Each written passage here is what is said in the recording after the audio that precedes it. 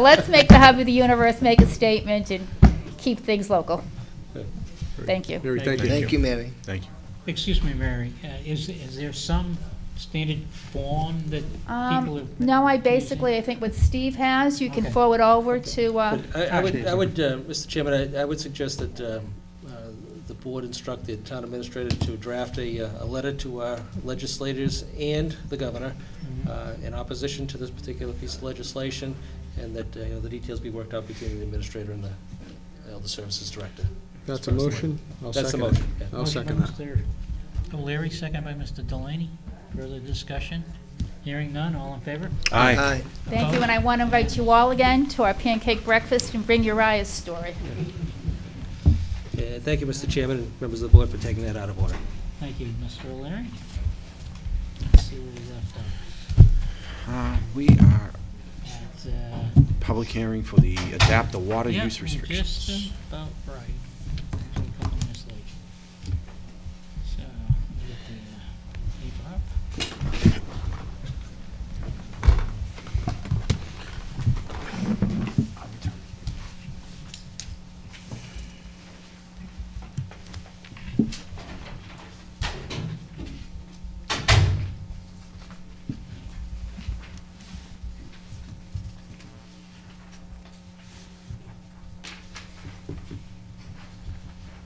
Public hearing is in what? Is it in the attached, the No, it's in the supplement? regular Yeah, meeting it's right packet. Yep. Where is it? Yellow is a hearing notice. Oh, okay.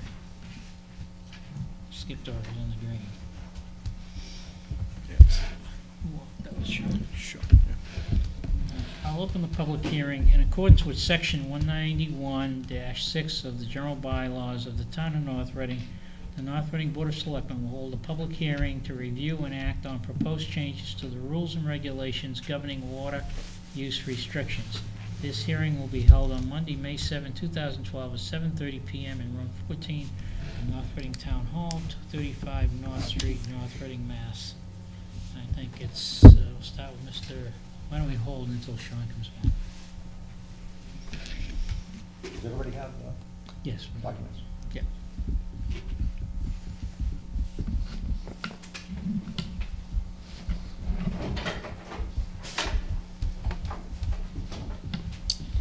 Mr. Carnevale. Good evening.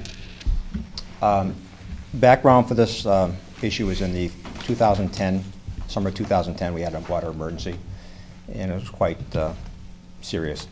And we discovered the existing rules and regulations for water conservation were rather templated. We found out subsequently there was a DEP template they gave everybody to adopt.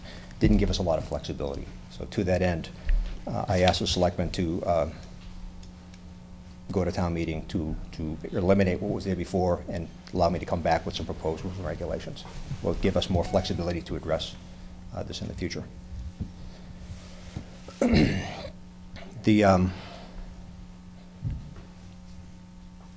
How we set this up is there's a template, what they call a drought management plan. We're in the process of doing that now. And you look at various stages for going from normal to emergency. There's 5 levels. That's the criteria adopted by the state. And you have triggers that, like the last time we were here, we had a drop in the water tank levels, which led us to be concerned. So we identified 4 triggers we thought were appropriate for us. One being the water demand, how much water we actually are putting out. And the second one was the amount of water in the tanks. As you remember, the tank level was dropping and dropping and dropping. We were concerned about that. Third one is, since we are the largest customer for the town of Andover, their drought stage, whatever they do affects us. And the fourth is a Massachusetts Drought Task Force drought stage. Could you explain what that means? The last one, Massachusetts Drought Task Force? Yeah, the state, for droughts, they have 5 levels. Normal, advisory, watch, warning, obviously from good to bad. And the Massachusetts Drought Task Force has 7 different indices they look at, and based on the Palmer Drought Index, a crop moisture index, fire danger index, precipitation, groundwater levels, stream flow, and certain reservoirs in the town, they put all that together and they make recommendations for 4 regions. We fall in the Northeast region. They say that this is a drought condition. And I think they did that the 2 summers ago. The Andover drought indicators, they pump their water from the Merrimack River. So number one is level of the water in the Merrimack River. Number two is the level of the water in the Haggards Pond Reservoir, that reservoir off of Route 133 where the treatment plant is. They're raw, what they call raw water operations demand. Water comes into a treatment plant, it's called raw water, and once it's filtered, it leaves, it's called finished water. So the amount of water being pulled into the plant for treatment. The next one is similar to ours, the relative index of how full their water tanks are, and they also use that Palmer Drought Index.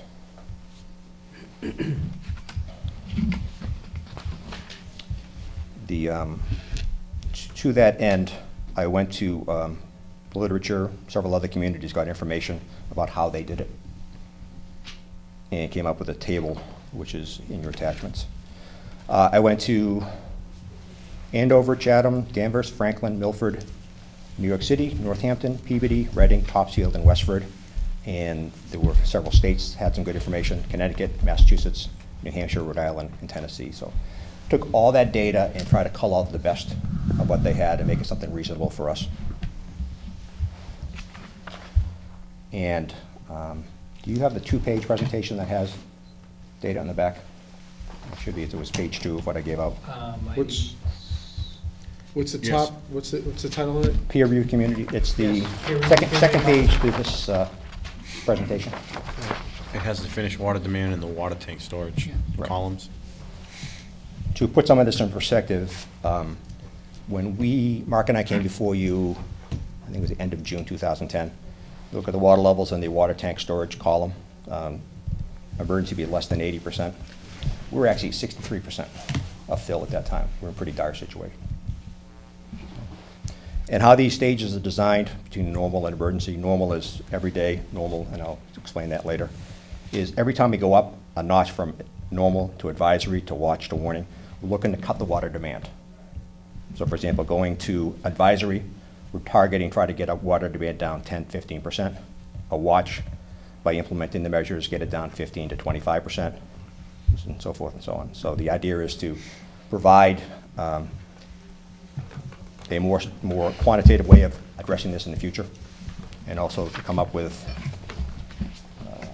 a table that would give you gentlemen this table here more flexibility of what we can do at each stage. And if you refer to this table, this is kind of the meat of the idea. Last page. Last page in the draft rules and regulation. There's 2 stages normal. You're starting from top to bottom. Essentially the winter, no restrictions, no need to. And in our prior rules and regulations, we were odd even. So basically implement what we always had before, odd even. If your house is a odd number, you will water on odd days, and even the same thing.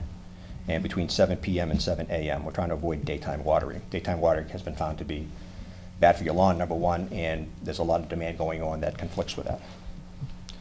And as you go down the chart from advisory to watch, you notice we cut from 3 days a week to 2 days a week to 1 day a week to hand watering to no water use at all.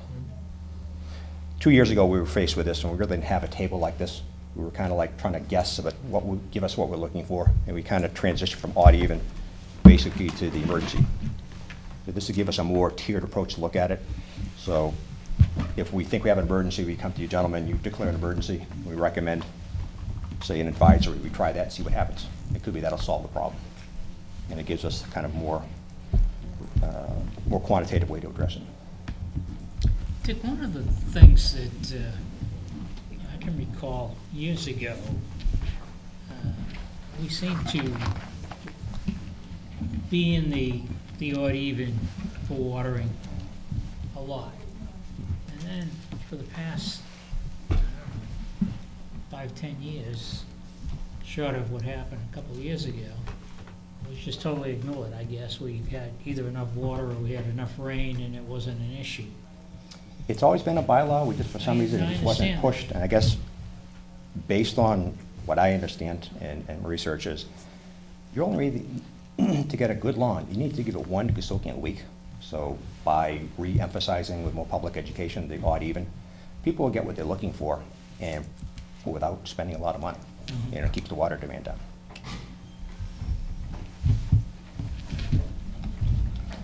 Frankly, the weather, with global warming and all the trends, all the studies that I'm hearing, you're going to see more dry winters. You're going to see more heavy, intense rainstorms where a lot of it rains and just runs off, not soaking into the groundwater. So water restrictions might be something of the future if the people of global warming and EPA, what they're saying is true. In the last couple of years, it seemed to pan out like that. We had an extreme winter, then they had an extreme on the other end. And we tend to have very heavy, intense rains where most of it just runs off. Doesn't help the groundwater situation, doesn't help the Ipswich River because it doesn't soak in. So I think this will be an issue we'll have to deal with going forward.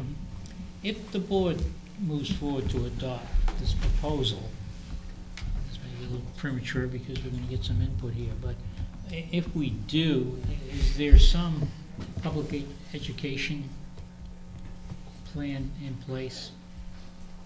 That's part of the drought management plan, but there will be a series of the traditional print media, website, blogs, and a new one for me is social media. Try to get into the social media to get the word out why you should do this, and possibly even going and driving around. Like I was driving, checking roads the other day, and a lot of people watering 7, 8, 9 o'clock in the morning. Just put something on the door saying these are the hours, and some of the educational stuff like this is what's best for your lawn, as opposed to being heavy-handed to say don't do this. And there's tons of literature done by the MWRA and various EPA in the state. So we don't have to reinvent the wheel. More or less take that literature and do some spot Well, checks. I bring it up because I recall driving through Middleton, even last summer, but the summer before. They have signs up at various intersections identifying the level Right. that they're in. Yeah, they're a Danvers customer. Danvers does the same thing. Yeah, Right. and obviously that only works if the public has been educated on what those levels are. So it seemed to me if we were gonna move in this direction, we need to get this information out, whether it's on the water bills or in the Right. newspaper. Get people acclimated to the fact that there's now a system in place and that we'll be following that system in terms of declaring what stage we're in at any given time. And also remind the residents about the summer watering restrictions that really go into effect on May 1st to October. This would be, wouldn't this be one of the areas we would use our code red That's to right, assist us in this? that's right. Well, I In think I the can see emergency end using of things. code red for emergencies, but I'm talking about general education. not No, Public we education. can send out. Not public information by- education, no. Yeah, I just- wouldn't necessarily. Just, I would not, yeah, I agree. I don't But if wanna we were to go between desensitize different people. levels, I No, think the code but would if we're be gonna, great. we're gonna move into a watch stage or a warning I agree. stage, I assume you would use code red, I right? agree with you. I mean, how else would you communicate that with the That's the town? way to do it. Well, we had that. Remember, we had the signboards everywhere in Right. town. I think there's going to be 5 different ways to do it. We did it all at once, because I think you can't put eggs in one basket. Because the code red, as you know, if you don't choose to subscribe to that, you won't get it.